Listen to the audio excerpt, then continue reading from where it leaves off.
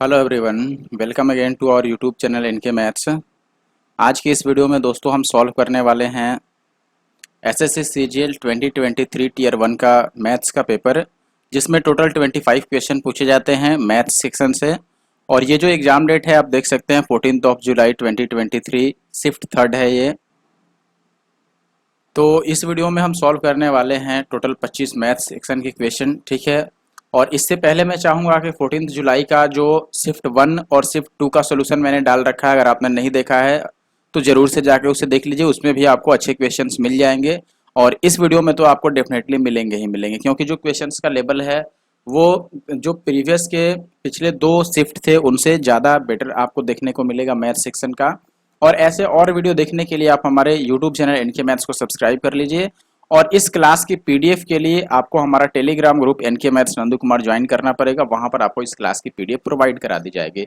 इसके अलावा जो कंपाइलेशन है आंसर कीज का सीजीएल 2023 टीयर 1 का, वो हिंदी और इंग्लिश दोनों में अवेलेबल है हमारे टेलीग्राम ग्रुप पे। साथ ही साथ इस क्वेश्चन में भी आपको हिंदी इंग्लिश दोनों में क्वेश्चन देखने को मिलेंगे।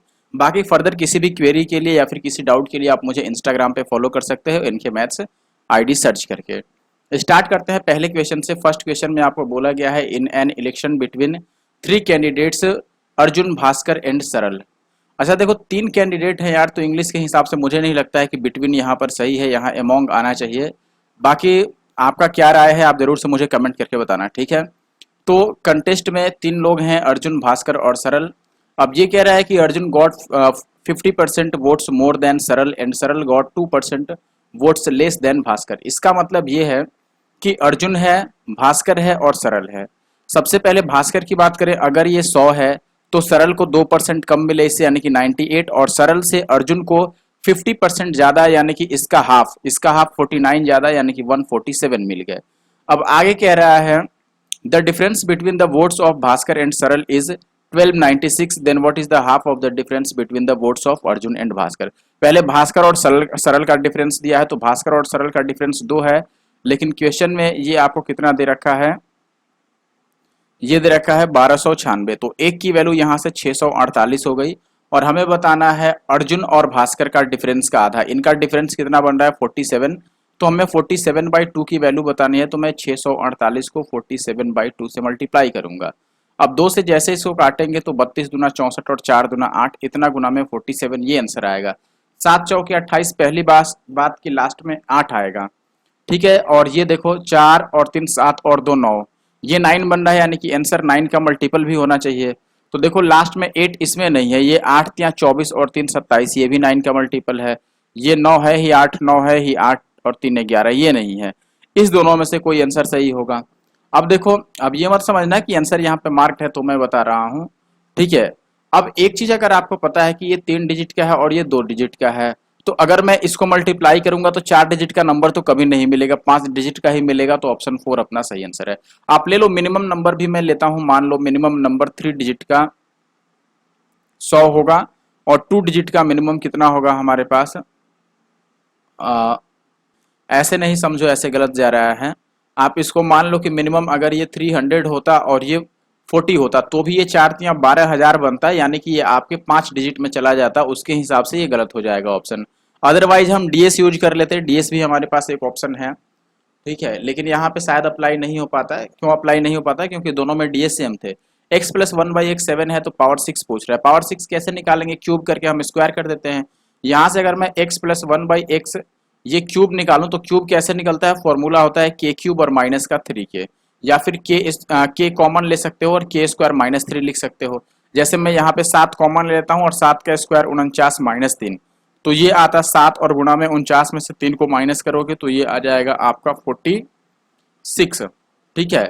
अब इसको मल्टीप्लाई कर दो, 7 छक्के 42 का 2 और 7 चौके 28 और 4 32, ये हो गया। अब पावर 6 निकालना है तो दोनों साइड हम स्क्वायर करेंगे, तो ये x टू द पावर 6 हो जाएगा और ये भी x टू द पावर 6 हो जाएगा स्क्वायर करने से।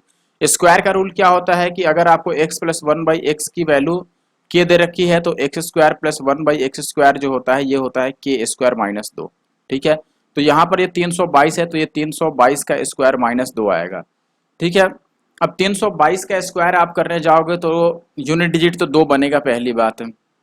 अब देखो आगे कैलकुलेशन थोड़ा ये टफ पड़ रहा है, तो यहाँ पर आपके पास उपाय एक तो है कि इसको पूरा स्क्वायर निकाल लो और 2 माइनस कर दो, या लास्ट 2 डिजिट भी निकालो। चलो डीएस अगर पहले अप्लाई करते हो तो ये होगा 3 2 5 और 2 7, 7 का स्क्वायर 49 होता है। 49 में 9 को हम डीएस नहीं लेते हैं तो ये 4 बचेगा और -2, यानी कि डीएस 2 आना चाहिए। ऑप्शन चेक कर लो, पहले वाले में 6 और 3 9 को हम नहीं लेते हैं, 8 और 1 9 को नहीं लेते हैं, यहाँ डीएस 2 आ गया, यानी ये सही हो सकता है।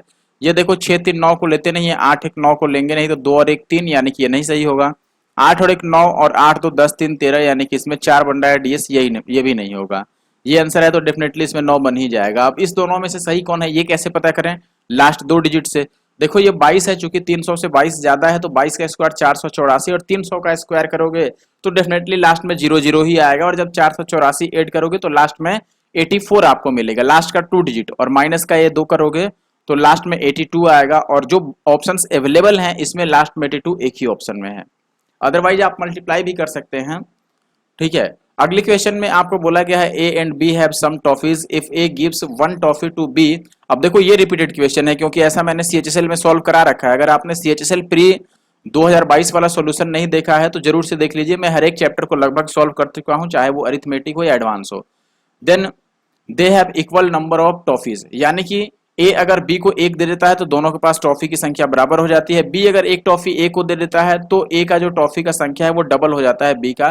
तो बताना है ए और बी के पास कुल कितनी टॉफियां हैं। देखो सबसे पहले मैं बात करूं, ए बी को 1 देगा तो बराबर हो जाएगा, यानी कि ए का अगर 1 कम कर दें और ये चीज बी में जाके प्लस हो जाएगा। ए ने 1 अपना कम किया और वो बी को मिल गया, तो ऐसे में दोनों बराबर हो जाते हैं। इसका मतलब ये हुआ कि ए माइनस बी जो है ये 2 के बराबर है। ठीक है, अच्छा दूसरी बात कह रहा है कि अगर बी ए को 1 टॉफी देता है तो ऐसे में ए की टॉफियां बी से डबल हो जाती हैं। देखो बी अगर ए को 1 टॉफी देगा तो बी का 1 कम होगा और ए का 1 बढ़ेगा, लेकिन ऐसे में ए का जो वैल्यू आ रहा है ये बी का डबल हो जाएगा। ठीक है, तो ये a प्लस 1 हो गया और ये हो गया 2b और माइनस का 2, तो a और माइनस का 2b ये वैल्यू माइनस का 3 आ रहा है। अब दोनों को आप चाहो तो डिवाइड कर लो या प्लस कर लो, जैसे आपको निकालना है निकाल लो, आपको बस a प्लस बी निकालना है। ठीक है, तो या तो a और b की वैल्यू निकाल लो, या आप ऐसा कोई वैल्यू एज्यूम कर सकते हो जिसका डिफरेंस 2 हो। ठीक है, चलो लेकिन मैं आपको बता देता हूं कि अगर हम दोनों को यहीं से माइनस भी कर दें, मान लो इसमें से इसको माइनस करें तो a कैंसिल आउट हो जाएगा और b की वैल्यू 3 और 2 5 बच जाएगी। अब b की वैल्यू 5 है तो a की वैल्यू 7 होगी, तभी तो डिफरेंस 2 आएगा और दोनों का सम हो जाएगा 12, जो कि आंसर है। ठीक है, आगे बढ़ते हैं चौथे क्वेश्चन में। आईआईटी बॉम्बे में विद्यार्थियों की संख्या आईआईटी मद्रास में विद्यार्थियों की संख्या से 20% कम है, तो बॉम्बे में विद्यार्थियों की संख्या कितनी है? कुल विद्यार्थियों की संख्या means total number of candidates और स्टूडेंट्स आपको गिवन है, दैट इज 2080। अब यहाँ पर देखिए सबसे पहले आईआईटी बॉम्बे में विद्यार्थियों की संख्या मद्रास की संख्या से 20% कम है, तो पहले मद्रास पता कर लो। क्यों? तो ये जो आईआईटी मद्रास है यहां पर, अब देखो ये जो टोटल नंबर ऑफ स्टूडेंट्स हैं इनका सम दिया है कि ये आपका 2080 हैं, और 3 लोगों का या फिर 3 जो आईआईटी सेंटर्स हैं उनका हमें नंबर ऑफ कैंडिडेट्स मालूम है, नंबर ऑफ स्टूडेंट्स इन दोनों का मालूम नहीं है। अब ये कह रहा है कि बॉम्बे में जो है वो मद्रास से 20% कम है, यानी कि मद्रास वाले में अगर मैं मानता हूं कि ये 100 होगा 100%, तो ये कितना होगा आपका 80%, यही बात होगा। अच्छा इन दोनों का सम अगर निकालना है तो मैं इन तीनों को अगर मान लो इसमें से माइनस कर दूं तो जो बचेगा वो 2 की बचेगा, यानी कि ये दोनों मैं मिलाता हूं तो ये 180%, और इनकी जो वैल्यू होनी चाहिए वो टोटल 2080 है, इसमें से मैं इन तीनों को माइनस कर रहा हूं तो इन दोनों का बच जाएगा। ये तीनों ऐड करोगे 1180 आ जाएगा, 1180 माइनस करोगे तो 180% की वैल्यू जो आएगा वो आपका 900 आ जाएगा, तो 1% की वैल्यू 5 आ गया। और हमसे बॉम्बे वाला बताना है, यानी कि 80% की वैल्यू कितनी हो जाएगी, 80 गुना का 5 8 25 40 400, तो ऑप्शन पहला सही उत्तर है। ठीक है, देखते हैं इस क्वेश्चन में क्या दिया हुआ है।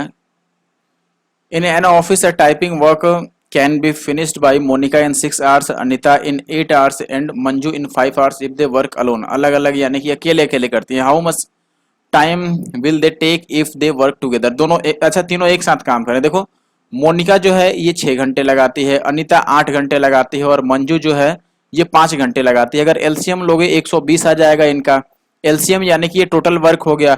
अच्छा ये 6 घंटे में 120 काम करती है तो हर एक घंटे में 20 काम की, ये 8 घंटे में 120 तो हर एक घंटे में 15 अट्ठे 120 होता है तो 15, और ये 5 से काटोगे तो 24 बचे 120 24। अब अगर ये तीनों मिलके काम करने लगे तो 120 यूनिट का काम तीनों मिलके करेंगे तो तीनों की एफिशिएंसी से हम डिवाइड करेंगे। टाइम के लिए हमेशा याद रखो, टाइम जो होता है this is work upon efficiency. Work है 120 यूनिट का, एफिशिएंसी इन तीनों का प्लस हो जाएगा जो कि आ जाएगा आपका 59। तो 59 से दो बार ही जा सकता है, और 59 टू जा 118 होता है तो दो बच जाएगा और 2/59 होगा। ऑप्शन सेकंड सही आंसर है। आगे बढ़ जाते हैं अगले क्वेश्चन पर। ये कह रहा है sec square plus 10 square is 25 upon 18, then we have to find the value of this one. ये इतना के बराबर ही होगा। कैसे? देखो इस चीज को मैं लिख सकता हूं कि ये सेक स्क्वायर और प्लस 10 स्क्वायर है और into sec square sec square minus 10 square है। क्यों? क्योंकि ये a plus B into A minus B हो गया है, फिर ये A square minus B square होगा तो सेक स्क्वायर सेक 4 बन जाएगा स्क्वायर होके, 10 स्क्वायर स्क्वायर होके 10 4 बन जाएगा। अब आपको पता है कि सेक स्क्वायर माइनस 10 स्क्वायर तो 1 होता है। अब चूंकि ये वैल्यू 1 होता है तो इससे कोई फर्क पड़ेगा नहीं। बचा सेक स्क्वायर प्लस 10 स्क्वायर तो वो आपका 25/18 ही दे रखा है, इतना इंटू 1 यही आंसर रह जाएगा। अगले क्वेश्चन पर आते हैं और ये भी रिपीटेड क्वेश्चन है। साइन 30 कॉस 30 और tan 30 की वैल्यू ऐड करनी है। साइन 30 होता है आपका √3/1/2 होता है, कॉस 30 √3/2 होता है और tan 30 1/√3 होता है। एलसीएम लोगे तो 2√3 आएगा डेफिनेटली, ठीक है। अच्छा देखो 2√3 हो गया तो ये तो √3 हो जाएगा, और ये 2 से 2 कट जाएगा तो ये 3 हो जाएगा, और ये आपका 2 हो जाएगा। तो ऊपर आपका 2√3 और प्लस 3 2 5 हो गया ना, तो ये आ गया आपका 3 और 2 5 और प्लस का √3/2√3, ऑप्शन 4, ठीक है। आगे बढ़ते हैं। ए की कार्य क्षमता बी की कार्य क्षमता की दुगुनी है, ये ए है और ये बी है। ए एक काम 8 घंटे में कर सकता है जबकि बी 12 घंटे में कर सकता है।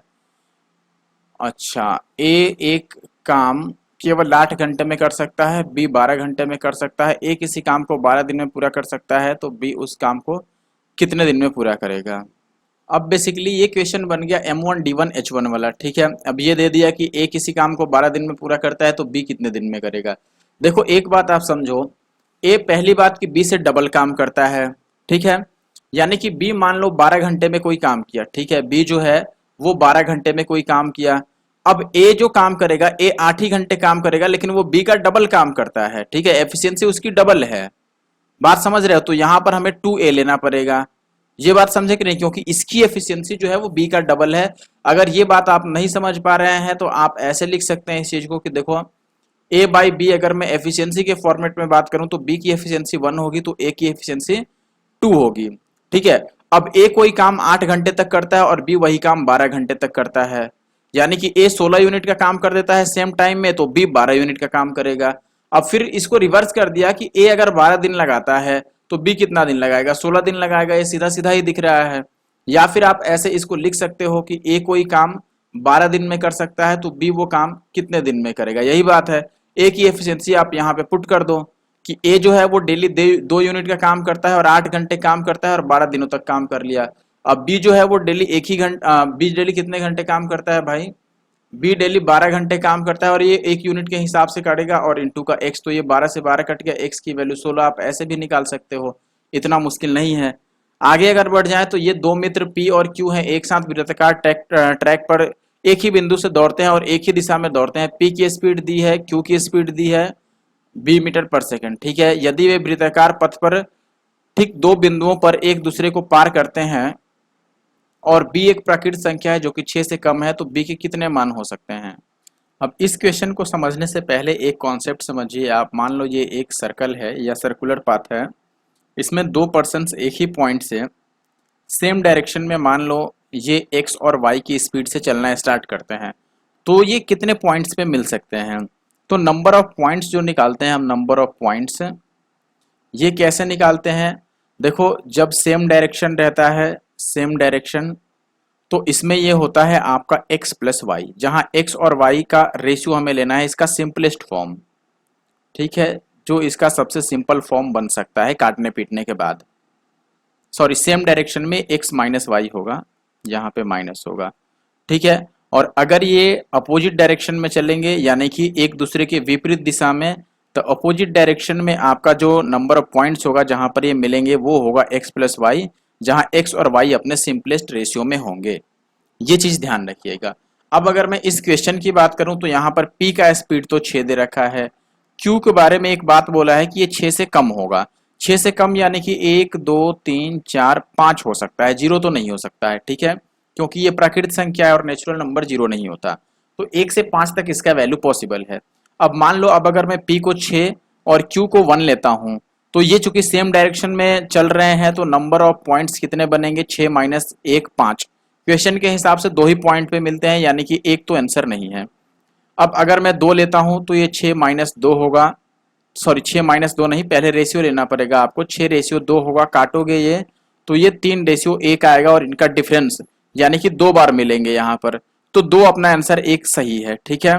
अब बात करते हैं 3 का, 1 तो नहीं हुआ, अगर 3 लेते तो ये रेशियो कितना बनता आपका 6 रेशियो 3, जिसको काटने पर बनता ये 2 रेशियो 1 और डिफरेंस 1 बनता, यानी एक ही बार मिलेंगे, तो ये तो गलत हो गया क्योंकि क्वेश्चन के हिसाब से 2 बार मिलना है। अब अगर मैं 4 लेता तो ये रेशियो बनता 6 रेशियो 4 और काटने पर ये बनता 3 दूना 6 और 2 दूना 4। यहाँ पर भी एक ही बार मिलेंगे तो 4 भी नहीं है, और 5 लोगे तो 6 और 5 ऑलरेडी सिंपलेस्ट फॉर्म में है, इसका डिफरेंस भी 1 बन रहा है, एक बार मिलेंगे नहीं। तो एक ही ऐसा पॉसिबल वैल्यू है और वो है 2। तो हमें नंबर ऑफ पॉसिबल वैल्यूज बताने हैं, वो तो एक ही वैल्यू है पॉसिबल। आगे बढ़ते हैं क्वेश्चन नंबर 10 पे। आई होप कि आप बात समझ गए होंगे। एक व्यापारी 20% की व्यापारिक छूट और 30% की नकदी छूट देता है, सूची मूल्य 1200 है, तो विक्रय मूल्य कितना होगा। 1200 में से 20% छूट देगा तो 4/5 होगा, 30% छूट देगा तो 7/10। कैसे निकाला हमने, 20% छूट का मतलब 100 में से 20 कम कर देगा तो 80/100 काटोगे तो ये 20 चौके 80 और 20 बच्चे 100, 4/5। ये ऐसे समझ सकते हो 20% का मतलब 1/5 यानी 5 में से 1 छोड़ देगा तो 4/5 आ जाएगा। इस तरीके से मैंने लिखा है। अब काटोगे, ये 10 बचे 50, दुना 100, 12 दुना 24 और गुना में 7 चौके 28, तो ये 8 चौके 32, लास्ट में 2 आएगा और आंसर 4 से भी कटेगा क्योंकि ये 24 है, लास्ट में 2 ही ऑप्शन में है, लेकिन ये 4 से नहीं कट रहा है, तो ये आंसर होगा जो 4 से कटेगा। वो 4 से कटने का मतलब लास्ट का 2 डिजिट कटना चाहिए। अब ये कह रहा है कि एक इनलेट पाइप खाली करने वाले एक खाली टैंक को 140 घंटे में भर सकता है, जबकि आउटलेट पाइप पूरी तरह से भरे टैंक को 63 घंटे में खाली कर देता है। 8 इनलेट और वाई आउटलेट पाइप एक साथ खोले जाते हैं तो टैंक 105 घंटे में भर जाता है, तो वाई का मान क्या होगा। अब समझिए, मान लो मैं ऐसे बोल रहा हूँ कि ये इनलेट हुआ, ये हुआ आउटलेट। इनलेट 140 घंटे में भर सकता है, आउटलेट 63 घंटे में खाली कर सकता है।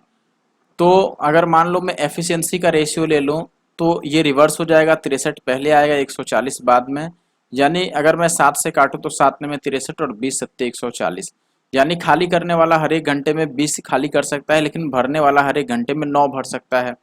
अब देखो, मान लो 8 पाइप भरने वाला लगाया गया इनलेट पाइप, तो एक पाइप 9 लीटर पानी भरता है तो 8 पाइप 8 में 72 लीटर पानी भरेगा, ठीक है। अच्छा, ये एक घंटे की बात है। खाली करने वाले को हम माइनस में ले लेते हैं भाई, एक घंटे में 20 लीटर खाली करता है और ऐसे ऐसे वाई पाइप हैं, टोटल संख्या पाइप की कितनी है, वाई है। और ये दोनों ही कितने समय तक चलते हैं, 105 घंटे तक, तो 105 से हम मल्टीप्लाई कर लेते हैं, ये एफिशिएंसी इनटू का टाइम वर्क आ गया। राइट साइड में टोटल वर्क हम लिख लेते हैं, जो कि 140 गुना 9 ले लो या 63 गुना में 20 ले लो, ठीक है। मान लो मैंने 63 गुना में 20 ही लिख दिया, कोई दिक्कत नहीं होगी, ठीक है। अब अगर मैं काटूं तो आप बोलोगे कि ये 21 तिया 63 और ये 21 बचे 105 और ये 5 चौके 20, तो ये 4 तिया 12, तो यहाँ से 20 वाई की वैल्यू आ गया 60 और वाई की वैल्यू कितना आ गया 3। तो ये मुझे आसान लगा, समझाने में भी आसान है और समझने में भी आसान है। बाकी इसको मैं बिना एक्स वाई के भी सॉल्व कर सकता था, लेकिन वो आपके समझने में शायद थोड़ा सा डिफिकल्ट आपको लगता। वॉल्यूम दिया है एक कोन का, हाइट दिया हुआ है, रेडियस पूछ रहा है। देखो वॉल्यूम क्या होता है इसका, 1/3 और पाई आर स्क्वायर एच होता है। तो आप अगर वैल्यू पुट कर दें तो 1/3 पाई, ठीक है। अच्छा, आर स्क्वायर और इंटू एच की जगह पर 160 रखेंगे और ये दिया कितना है आपका 7392 और 0। अब लगता है पाई की भी वैल्यू रख देनी चाहिए, तो हम रख ही लेते हैं इसकी वैल्यू 22/7, ठीक है। अब जो कैंसिल आउट होने लायक है उसको काट सकते हैं आप। अच्छा, एक बात आप समझना, हम बस इसको और इसको काट सकते हैं इससे, ये 3 और 7 नहीं कटने वाला है, यानी आर स्क्वायर की वैल्यू में 3 और 60 जाके राइट साइड में 7 या 21 से मल्टीप्लाई हो जाएगा वैल्यू का। इसका मतलब जो भी फाइनल आंसर निकलेगा वो 21 से डिवाइड होना चाहिए। अब ये दो ऑप्शन नहीं डिवाइड हो रहा है। बाकी अब इसको काट के देखते हैं हम कि क्या कोई इसमें आपका इवन डिजिट बचता है या नहीं। जैसे मान लो अगर मैं इस जीरो से इस जीरो को कट कर दूं और 16 से काटूं तो ये 16 चौके 64, फिर बचेगा 6 3 9 और ये भी 9, तो 16 छक्के 96 और 16 दूना 32 कट गया। 22 से काटूं तो 22 दूना 44, ठीक है, और 22 एक बार में, तो ये भी कट गया, तो इधर भी 21 आ गया और ये भी 21 आ गया, यानी आर की वैल्यू 21 आ गया। तो डायमीटर कितना हो जाएगा, 21 का डबल 42, 42 आंसर होगा। ठीक है, हमसे व्यास पूछा गया था। आगे बढ़ते हैं, अगले प्रश्न में आपको दिया गया है साइन 23 डिग्री दिया है, तो सेक 23 माइनस साइन इतना पूछ रहा है। अच्छा एक बात बताओ, ये जो साइन की वैल्यू आपको दिया गया है, अगर मैं इसको 90 माइनस थीटा कर दूं तो ये 90 माइनस का 67, ये 23 ही आएगा, और साइन 90 माइनस थीटा कॉस होता है, तो ये बन गया आपका सेक 23 और माइनस का कॉस 23, ये निकालना है। अच्छा अब देखो, ये सेक 23 तो ऐसे ही रहने दो, या फिर हम यहीं से वैल्यू भी निकाल, इसको रहने देते हैं, ऐसे ही वैल्यू ही निकाल लेते हैं, इसे हमें तो फाइंड आउट ही करना है। यहाँ से साइन दिया है तो हम कॉस निकाल सकते हैं, कॉस थीटा या फिर कॉस 23 कैसे निकालोगे, 1 माइनस साइन स्क्वायर का अंडर रूट, साइन स्क्वायर यानी कि A square by B square, तो ये हो गया B square minus A square by B, और यहाँ स्क्वायर रूट आ जाएगा, यही होगा। ये कॉस का वैल्यू है तो सेक का वैल्यू इसका रिवर्स हो जाएगा, ठीक है, रेसिप्रोकल, यानी कि ये B by under root of B square और माइनस ए स्क्वायर, यही आएगा। अब इन दोनों का डिफरेंस लेना है तो यहाँ पे वैल्यू हम पुट कर देते हैं। सेक वाले का वैल्यू कितना है भाई, ये है b by under root of B square minus A square, और माइनस कॉस का वैल्यू है आपका under root of B square minus A square by b. तो ये ओवरऑल बी को बी से मल्टीप्लाई करोगे तो कितना बन जाएगा भाई, बी स्क्वायर, माइनस इसको इससे मल्टीप्लाई करोगे तो रूट हट जाएगा, और ये बस बचेगा बी स्क्वायर और माइनस माइनस प्लस का ए स्क्वायर और डिवाइडेड बाई बी और under root b square minus ए स्क्वायर। अब ये कट गया तो बस इतना ही आंसर बचेगा, जो कि ऑप्शन सेकंड में है। ठीक है, आगे बढ़ जाते हैं। अगले प्रश्न में आपको बोला गया है दोस्तों यहाँ पर कि cos beta by sec alpha 15 है और sine beta by sec alpha 16 है, तो साइन स्क्वायर बीटा कितना होगा। अच्छा हमें बीटा बताना है, दोनों को हम डिवाइड कर देते हैं, कोई परेशानी नहीं होनी चाहिए आपको। ठीक है, मान लो मैं इस वाले को इससे डिवाइड कर दूं, यानी कि साइन बीटा बाई सेक है, सेक अल्फा, और डिवाइडेड बाई यहाँ पर मैं रख लेता हूँ cos beta by sec alpha, तो ये आ जाएगा आपका 16/15। अब यहाँ पर देखो ये सेक वाला तो कैंसिल आउट हो जाएगा, अब साइन बाई टेन जो है, सॉरी साइन बाई कॉस जो है ये टेन बन गया, तो टेन बीटा जो है ये 16/15 आ गया, यानी कि ये पी है ये बी है, तो एच आपको निकालना पड़ेगा, और चूंकि साइन हमें निकालना है तो ये पी बाई एच होता है, तो पी की वैल्यू 16 और एच की वैल्यू जो आएगा सो आएगा ही। स्क्वायर में निकालना है तो स्क्वायर करोगे तो ये 256 आ जाएगा, और निगेटिव होने की बात ही नहीं है क्योंकि यहाँ सारी वैल्यू भी पॉजिटिव दे रखी है, तो ऊपर 16 का स्क्वायर 256 आएगा, ये आंसर होगा, निगेटिव होगा ही नहीं। ठीक है, आगे बढ़ते हैं। अगला प्रश्न, आप चाहो तो इसको, चलो छोड़ो, इसमें इंग्लिश लगता है छूट गया है बाई मिस्टेक, तो मैं आपको बता देता हूँ। 36 नंबर्स का एवरेज दिया है 45, ठीक है, एवरेज ऑफ 36 नंबर्स इज 45। अब बाद में ये पता चला कि 84 जो है उसको गलती से 48 पढ़ लिया गया है। ठीक है, तो आपको बताना है कि जो करेक्ट एवरेज है वो क्या होगा। अच्छा अब बताओ, अगर बाई मिस्टेक हम 84 को रीड कर लेते हैं 48, तो हमने क्या गलती करी भाई, कितना मिस्टेक किया हमने, तो आप बोलोगे कि 84 में से 48 को, सॉरी 84 सही है, तो 84 में से 48 को माइनस कर दो, पता चल जाए कितना का मिस्टेक हुआ है।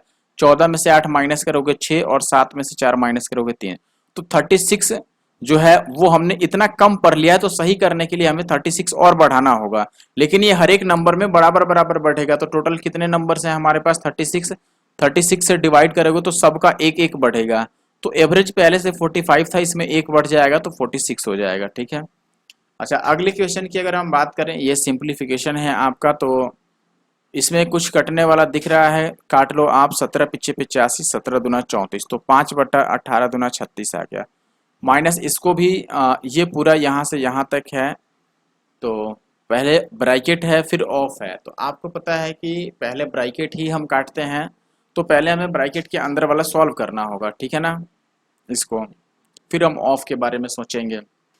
तो ब्रैकेट के अंदर वाला अगर सॉल्व करोगे तो ये डिवाइड है, अगर इसको मल्टीप्लाई करूँ या फिर डिवाइड है तो सामने सामने हम काट सकते हैं, यही होगा। और नहीं समझ आता है तो आप इसको ऐसे लिख लो कि ये 46 बाई, मैं अलग लिखता हूँ, देखिए ये है 46 बाई 69 और इंटू का 135 बाई 27।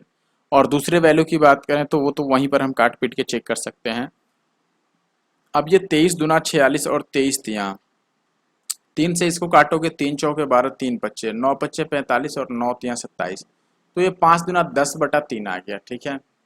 इसकी वैल्यू आ गई आपकी 10/3। इसकी वैल्यू अगर निकालो तो यहीं पर काटना पड़ेगा, तो ये किसी से कटेगा, 14 से नहीं कट रहा है, इसको तो यहीं काट लेते हैं हम। जैसे मान लो इसको मैं काटूं तो ये 2 सत्ते 14 आएगा और ये 13 सत्ते 91। 2 से इसको काटूं तो ये 43 बार में कटेगा और 43 से ये 3 बार में कटेगा, तो ये 13/3 बच गया, ठीक है। अच्छा, अब मैं टोटल लिख ही लेता हूँ, ये 5/36 है अपने पास, और माइनस का ये कितना बचा था, 10/3, ठीक है, अभी ये ब्रैकेट के अंदर है। और माइनस का ये कितना बच गया, 13/3। और ये हो गया ऑफ आपका 36 से 112 हम काट सकते हैं क्या। मान लो अगर मैं 8 से काटूं तो 8 एक बार में, 3 और 2 8 चौके 32, 14 अठे 8 से, लेकिन ये नहीं कटेगा, तो लास्ट हम 4 से ही काट सकते हैं इसको। तो 4 से अगर मैं काट दूं तो मान लो ये होगा 4 दूना 8, फिर 3 और 2 4 अठे 32 और 4 ने में 36। तो ये ऑफ के बाद आ गया 28/9, यही बात है। अब यहाँ पर आप ध्यान दीजिए जरा, ये 5/36 तो रहेगा ही रहेगा, माइनस ये 10 में से 13 को माइनस करोगे तो माइनस का 3 हो जाएगा, तो ये प्लस हो गया, और -3/3 ये 1 आ जाएगा, और ऑफ का मतलब मल्टीप्लाई, तो ये 28/9 ही रह गया। बात तो यही है। अब एलसीएम जो लोगे तो ये 36 ही रह जाएगा, ये 5 9 चौके 36 और 4 से मल्टीप्लाई करोगे ये, तो 8 चौके 32 और 4 दूना 8 और 3 11, तो ये हो गया 117 और बटा 36। अब 9 से काटोगे, 9 चौके 36 और 13 नम्मे 117, तो ये 4 तियाँ 12, 1/4 आ गया, जो कि ऑप्शन 2 में है। कैलकुलेशन अच्छा खासा है इस क्वेश्चन में भी। अगले प्रश्न की बात करें तो एक डीलर है अपने पास, जो अपने माल को क्रैमुल पर बेचने का दावा करता है, लेकिन 1 किलो के बदले में 950 ग्राम ही यूज करता है, तो लाभ कितना होगा। देखो 1 केजी के जगह यानी कि 1000 ग्राम के बदले में वो 950 ही यूज किया, यानी कि वो 50 का फायदा कमा लिया 950 पे, और इंटू का 100 काटोगे तो ये कट जाएगा 19 पिछे 95, तो 100/19 आ गया, तो 19 पिछे 95 और 5/19 ये बचेगा। तो 5.50/19 कितना होगा, देखो 19 दूना 38, 2 से स्टार्ट हो रहा है तो यही आंसर होगा, क्योंकि इसमें 2 नहीं है, यहाँ 2 नहीं है, यहाँ 2 नहीं है। आगे बढ़ जाते हैं, अगले प्रश्न में कह रहा है इसको बता दो। तो देखो पहले हम डिवाइड कर लेंगे, 6×25 और 7×5 ये 12 आ जाएगा, ठीक है। फिर माइनस ये 6×6 12 और प्लस का 7, तो ये तो कैंसिल आउट हो जाएगा, बस 7 बचेगा। ये आसान था बॉस। अगले सवाल में एक व्यक्ति है किसी कंपनी में 10,000 रुपए की राशि निवेश कर देता है, एक हिस्सा 10% पर और बाकी 15% के साधारण ब्याज पर वो निवेश करता है। 2 साल बाद उसे 2400 रुपए का ब्याज हुआ, तो 1500 पर कितना निवेश किया था, ठीक है। अच्छा बताओ, 2 साल में 2400 ब्याज मिला, यानी कि 1 साल में उसको 1200 ही ब्याज मिला होगा, क्यों। अब 1 साल के अगर हिसाब से मैं लगाता हूं, आप चाहो तो एलिगेशन निकाल लो, ठीक है। तो आप बोलोगे कि 10,000 का 15% मिलता, यानी कि 1500 राशि उसको मिलता, यही होता। और सबको अगर 10% पे लगाता तो इसको 1000 मिलता, लेकिन मिला कितना है भाई, 2400 का आधा, 2400 2 साल में, तो 1 साल में 1200 मिला है। आप माइनस कर लो, तो यहाँ 200 आएगा और यहाँ 300 आएगा, 2 जीरो से 2 जीरो, यानी कि 3 और 2 के रेशियो में डिवाइड कर दो, तो 2 और 3 5 की वैल्यू अगर 10,000 है तो 1 की वैल्यू 2000 हो गई, और 1500 वाला हमें 15% वाला बताना है, तो 2 की वैल्यू कितनी हो जाएगी, 2000 का डबल 4000, ठीक है। एलिगेशन नहीं लगाना चाहते तो हम ये भी कर सकते थे कि देखो भाई, अगर ये 15% वाला पूछ रहा है तो आप सबको 10% पे लगा दो, तो इसका 10% यानी कि आपको 1000 रुपये मिलते, ठीक है। लेकिन क्वेश्चन के हिसाब से 2 साल में 2400 यानी कि 1 साल में 1200 रुपये मिले हैं, तो 1000 और 1200 का डिफरेंस 200 का आ गया। परसेंटेज में डिफरेंस 10 और 15 में 5% का अंतर है, तो 1% की वैल्यू कितनी आ जाती है आपके पास, 40, तो 100% की वैल्यू कितनी आ जाती है यहाँ से, 400, ठीक है, 4000 सॉरी। ये भी आसान तरीका है करने का सॉल्व। अगले क्वेश्चन में ये भी लगता है कि कुछ छूट गया है, कोई बात नहीं। यार इसमें क्या पूछा है ये पता नहीं चल रहा है, let me show the question. देखिए दोस्त, इस क्वेश्चन में आपसे पूछा गया है कि जो हेल्थ पर खर्च किया गया है उसमें सेंट्रल एंगल क्या होगा। ठीक है, यानी कि केंद्रीय कोण।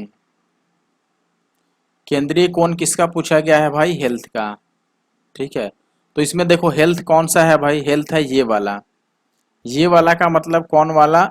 जो ये 15,000 वैल्यू है, तो 15,000 जो है इसका केंद्रीय कोण कितना होगा? तो टोटल ऐड करो कितना हजार है, 8 और 2 10 और 5 15 15 30 और 20 50,000 है टोटल। तो 50,000 के लिए जो केंद्रीय कोण बन रहा है दोस्तों, ये बन रहा है हमारे पास 360 डिग्री। टोटल तो 360 होता है। अब यहाँ पर एक जीरो से एक जीरो काटोगे तो 5,000 के लिए 36 बन गया, तो हमें 15,000 के लिए बताना है, क्योंकि जो हेल्थ वाला है वो 15,000 है। तो ये 3 गुना हो रहा है, तो ये भी 3 गुना हो जाएगा, तो ये 36 तिया 108 हो जाएगा, यानी कि ऑप्शन 4 जो है वो अपना सही उत्तर है यहाँ पर।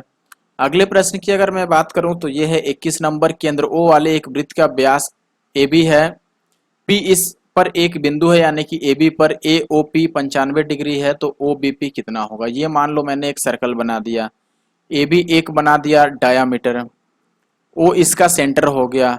चलो इस पर ये कह रहा है कि पी एक बिंदु है। अब पी किस पर बिंदु है ये समझिए। पी तो मोस्ट प्रोबेबली इस पर बिंदु होना चाहिए। ठीक है, ए बी ओ केंद्र वाले एक वृत्त का व्यास है, तो पी जो है वो इस पर एक बिंदु है। अब ए ओ पी दिया हुआ है, ए ओ पी यानी कि इसको मिला दें तो ये एंगल आपको दिया है 95 डिग्री, और आपसे ओ बी पी पूछ रहा है, ओ बी और पी यानी कि ये एंगल आपसे पूछ रहा है। अब मान लो इस लाइन को अगर मैं मिला दूं ए को पी से, तो आप देखोगे नहीं मिलाते तो भी आप देख सकते थे ये रेडियस है, ये रेडियस है। अब ये दोनों अगर रेडियस है तो आपको ये पता होना चाहिए कि किसी भी ट्रायंगल में अगर दो साइड सेम होता है तो इनके सामने के एंगल भी सेम हो जाते हैं, यानी कि इसके सामने का एंगल और इसके सामने का एंगल दोनों एक ही होगा, मतलब कि मेजरमेंट में वैल्यू सेम होगा। अब यहाँ पर ये वाली लाइन और ये वाली लाइन चूंकि सेम है, इसीलिए इनके सामने का एंगल यानी कि ये वाला थीटा है, तो इसके सामने का ये एंगल भी थीटा होगा। एक चीज और आपने पढ़ा होगा कि किसी भी ट्रायंगल में मान लो अगर मैं किसी लाइन को बाहर आगे बढ़ाता हूं तो जो एक्सटर्नल एंगल ए बनता है ये बनता है। मान लो अगर ये ए है और ये एक्स है और ये वाई है, तो ए की वैल्यू जो होता है ये एक्स प्लस वाई के बराबर होता है। तो यहाँ पर मैं बोलूंगा कि थीटा और प्लस थीटा यानी 2 थीटा की जो वैल्यू है वो 95 है, तो थीटा की वैल्यू 95 की आधा यानी कि 47.5 होगा। ऑप्शन ए जो है वो सही उत्तर होगा। वीडियो अच्छा लग रहा है जरूर से हमारे यूट्यूब चैनल एनके मैथ्स को सब्सक्राइब कर लें अगर अभी तक आपने नहीं किया है तो। साथ ही साथ अगर सब्सक्राइब कर रखा है तो इस वीडियो को लाइक कर दें। विराट एक काम को 30 दिनों में पूरा कर सकता है, डेनियल उस काम को विराट से 60% अधिक कुशल है, उसी काम को पूरा करने में, उस कार्य को पूरा करने में डेनियल कितना समय लेगा? 60% अधिक कुशल है। ठीक है, 60% अधिक कुशल होने का मतलब क्या होगा? अगर मैं सीपीआर यूज कर लूँ, 60% का मतलब होता है 3 से 20 बार में और 5 से 20 बार में, 3/5। ठीक है, यानी कि 30 अगर ये टाइम है तो इसका टाइम कितना लगेगा भाई? उतना ज्यादा है तो उतना कम लेगा, यानी कि ये ले लेगा आपके पास। अधिक होने का मतलब कि ये 8/5 है, इतना अधिक कुशल है, यानी कि 3 से ये 5/8 अधिक कुशल है, तो यहाँ रेसिप्रोकल 5/8 आप लगा दो बस। तो ये 4 दूना 8 और ये 15 दूना 30, तो 15 पीछे 75/4 यानी कि 18 चौके 72 और 3/4 यही आएगा। या फिर आप एलसीएम मेथड से भी कर सकते हो, लेकिन ये इजी होगा मुझे लगता है ऐसे क्वेश्चन में। इसमें बताना है कि which of the following statement is incorrect, कौन गलत है? If a chord is extended outside the circle on both ends then it is called secant. यानी कि ये कह रहा है कि देखो ये सर्कल है, इसमें एक कॉर्ड है, अगर इसको मैं दोनों ही साइड सर्कल से बाहर बना मिला दूं तो क्या इसको हम सेकेंड बोलते हैं? हमें इनकरेक्ट बताना है, ये ध्यान रखना। आप ये ध्यान रखो कि कोई भी लाइन अगर सर्कल को क्रॉस कर देती है ऐसे तो वो सेकेंड होता है। ठीक है, या सेकेंड का मतलब हिंदी में हम छेदक रेखा बोलते हैं या फिर प्रतिच्छेदी रेखा बोलते हैं। तो ये तो सही है, हमें तो गलत चुनना है। अगला कह रहा है कि tangent is perpendicular to the radius of the circle at the point of contact. यानी कि मान लो अगर ये टेंजेंट है और रेडियस को हम जहां पर मिलाएंगे यहाँ ये 90 डिग्री का एंगल बनाता है, ये बात भी ट्रू है, ये दोनों ट्रू हो गया। थर्ड कह रहा है कि a line which intersects two distinct points of a circle is called tangent. यानी कि ये कह रहा है कि बताओ भाई वृत्त में एक ऐसी रेखा जो इसको दो पॉइंट पे इंटरसेक्ट करती है, यानी कि यहाँ पर और यहाँ पर मान लो। ठीक है, एक लाइन है वो सर्कल को दो पॉइंट पे इंटरसेक्ट कर दी, तो क्या इसको हम टेंजेंट बोलेंगे? बिल्कुल नहीं बोलेंगे। अगर वो बाहर से एक लाइन एक पॉइंट पे इंटरसेक्ट करती है या टच करती है तब उसको टेंजेंट बोलते हैं ना, तो यही वाला आपका गलत लाइन है, ठीक है। बाकी कह रहा है कि tangent is a line touching only one point of the circle, ये तो सही है, टेंजेंट एक ही जगह उसको टच करता है सर्कल को। जहांगीर को 1 घंटे में 90 किलोमीटर दूरी तय करनी थी, 25 मिनट में वह 15.2 मीटर पर सेकंड की चाल से चला, बाकी टाइम में वह सही समय पर पहुंचने के लिए कितने मीटर प्रति सेकंड की दूरी तय करे, यानी कि स्पीड क्या होगी उसकी। बताओ 90 किलोमीटर चलने का मतलब उसे 90,000 मीटर चलना था, ठीक है। अब देखो 25 मिनट में वो कितना दूरी तय किया, पहले हम डिस्टेंस निकाल लेते हैं। बताओ डिस्टेंस वो 25 मिनट यानी 25 गुणा में, चलो किलोमीटर में ही हम बात कर लेते हैं, आप चाहो तो किलोमीटर में बात कर लो, कोई दिक्कत नहीं है। 25 मिनट, ठीक है, और ये हो गया 5 2 7 1 8। 25 मिनट का मतलब मैं मीटर में चेंज करूँ अगर, तो ये 25 को 60 से मल्टीप्लाई करूंगा सेकंड हो जाएगा, और ये मीटर में दिया हुआ है कि 15.2 चलता है, तो ये टोटल डिस्टेंस हो गया। जीरो से डेसिमल कट जाएगा, 25 छके ये 150 हो गया, और गुना में ये हो गया 152, तो ये हो गया जीरो, ठीक है। 15 दूना 30 का जीरो बच गया 3, 15 का स्क्वायर होता है 225 और 3 228 होगा ना, ये 228। तो ये कितना आ गया हमारे पास यार, ये तो कुछ ज़्यादा आ गया ना हमारे पास वैल्यू, 22,800 आ गया। 90 किलोमीटर, अच्छा 90 किलोमीटर को अगर मैं मीटर बनाऊंगा तो 90,000 होगा ना, तो 90,000 उसको चलना था, 22,800 वो पहले ही चल दिया, तो बचा कितना डिस्टेंस उसके पास, 22,800 को माइनस कर दो तो ये 200 आ जाएगा, और ये आपका बच गया 9, तो 9 में से 2 माइनस करोगे 7, और 8 में से 2 माइनस करोगे तो आएगा 6, यानी कि 67200 इसको दूरी चलना है। कितने टाइम में भाई, उसे 1 घंटे में चलना था, तो बाकी उसके पास 25 मिनट चले गए, तो और कितने रह गए भाई, तो आप बोलोगे और उसके पास रह गए हमारे पास 35 मिनट। लेकिन इसको हमें सेकंड में चेंज करना होगा, 60 से डिवाइड करके, 0 से 0 कट जाएगा, 6 से काटोगे, 6 एक बार में, 6 एक बार में, और 6 दूना 12, और 1 0 तो रहेगा ही। 35 से काटना है, 35 तियाँ 105, तो बच गया आपके पास 7 0, तो 35 दूना 70, यानी 32 उसको 32 मीटर पर सेकंड की स्पीड रखनी चाहिए थी। आगे बढ़ते हैं, लास्ट क्वेश्चन। सुधीर और आशीष की वर्तमान आयु का अनुपात 5-7 है, 12 वर्ष पूर्व उनकी आयु का अनुपात 1-2 था, आपसे 5 वर्ष बाद सुधीर की आयु क्या होगी। अच्छा बताओ, 5 वर्ष बाद पूछ रहा है, यानी कि 5 कम कर दें तो सुधीर का जो वैल्यू होगा वो 5 से कटना चाहिए, वर्तमान में आ जाएगा ना। इसको 5 कम करेंगे तो ये 5 से तो नहीं कटेगा भाई, क्योंकि 5 कम करने से ये बनेगा आपका 28, इसको 5 कम करेंगे 22, ये कटेगा नहीं, ये कट सकता है, ठीक है। यानी कि 20 और 25 में सही आंसर हमें फाइंड आउट करना है, ये बात है। अगर 20 भी नहीं होता तो हम यहीं से आंसर लगा सकते थे, कोई बात नहीं। 12 वर्ष पहले इनकी जो उम्र है वो 1-2 का है, आज ये 5 और 7 हो गया है, ठीक है।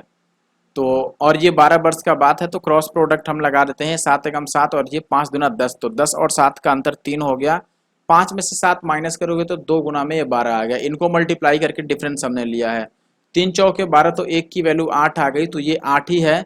लेकिन हमसे पूछ रहा है 12 वर्ष पहले का है और 5 वर्ष बाद पूछ रहा है, ये 12 वर्ष पहले का है, अगर 12 वर्ष जोड़ दें तो आज आ जाएंगे, लेकिन आज से भी 5 साल बाद पूछा है तो 5 और जोड़ दो, तो 12 8 20 और 5 25 साल का है वो, ठीक है। आई होप कि वीडियो अच्छा लगा होगा, वीडियो अच्छा लगा होगा लाइक कर दीजिएगा, कमेंट कर दीजिएगा, मिलते हैं नेक्स्ट वीडियो में। Thank you for watching the video.